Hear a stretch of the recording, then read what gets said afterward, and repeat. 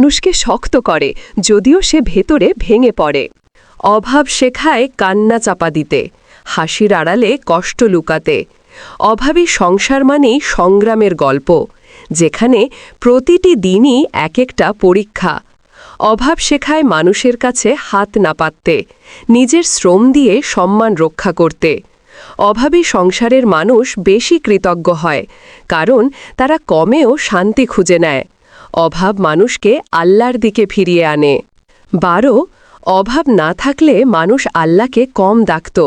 অভাব শিখিয়েছে দোয়ার আসল শক্তি। অভাবী সংসার মানুষকে বড় হতে শেখায়, যা আছে তাতে সন্তুষ্ট থাকতে শেখায়। অভাব মায়ের চোখে অশ্রু আনে, কিন্তু সেই অশ্রু জান্নাতের পথে আলো হয়। অভাব বাবার কপালে ঘাম ঝরায়, কিন্তু সেই ঘাম আল্লাহর কাছে কবুল হয়। অভাব কষ্টের হলেও ভালোবাসার পরীক্ষা। যে অভাবে থেকেও ধৈর্য ধরে, সে দুনিয়াতেই নয়, আখিরাতেও পুরস্কৃত হবে। 13 অভাব মানুষকে চিন্তাশীল করে তোলে। যেখানে অন্যেরা ভোগ করে, সেখানে সে ভাবে। অভাবী সংসারে প্রতিটি টাকা অমূল্য, কারণ সেটি একদিনের খাবার।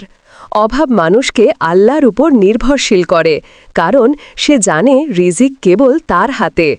অভাব শেখায় সন্তুষ্টি, যা ধনী হয়েও সবাই পায় না। অভাবে মানুষ অন্যের ক্ষুধা বোঝে, তাদের দোয়া দ্রুত কবুল হয়। অভাব আসলে রহমতের দরজা খুলে দেয়। 14 অভাব মানুষকে কষ্ট দেয়, কিন্তু সেই কষ্টই তাকে শক্তিশালী করে। অভাবী সংসারে নেই বিলাসিতা, তবু থাকে মমতার ছায়া।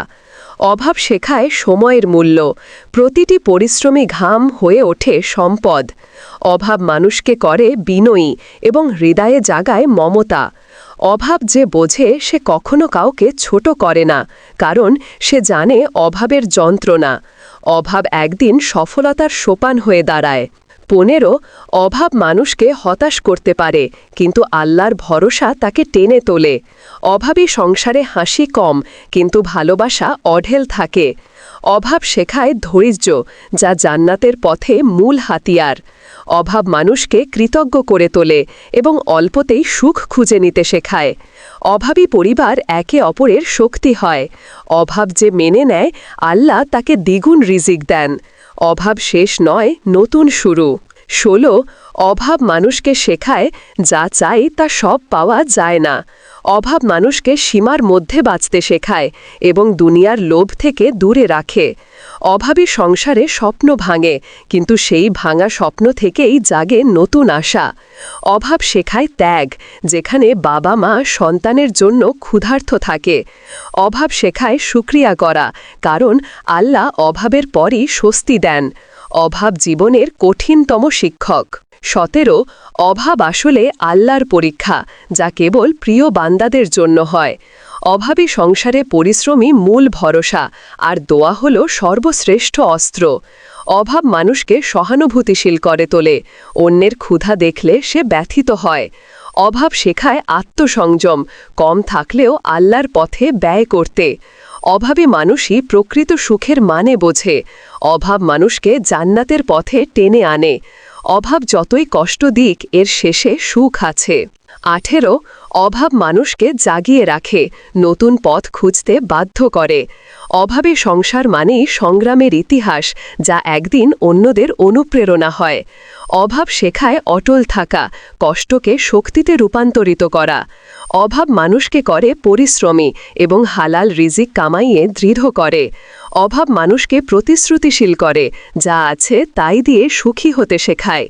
অভাব শেষে সম্মানের পুরস্কার আনে। অভাব হার মানানো নয়, জয়ের গল্প।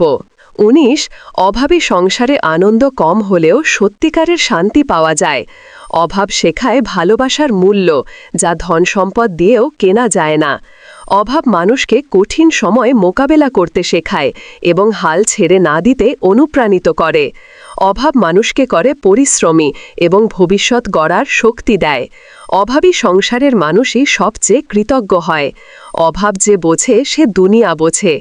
অভাব হল আল্লাহর রহমতের ছায়া। ২০ অভাব কখনো অভিশাপ নয়, বরং আসমানি পরীক্ষা। অভাব মানুষকে ধৈর্যের পাঠ শেখায়, যা জান্নাতের পথকে সহজ করে। অভাবী সংসারে হয়তো বিলাসিতা নেই, কিন্তু আল্লাহর প্রতি ভরসা আছে। অভাব শেখায় আল্লাহর নাম ডাকা এবং তার দয়ার প্রতীক্ষা করা। অভাব মানুষকে গড়ে তোলে শক্ত চরিত্রে, অভাব শেষে মানুষকে সফল করে তোলে। অভাব আসলে লুকানো রহমত।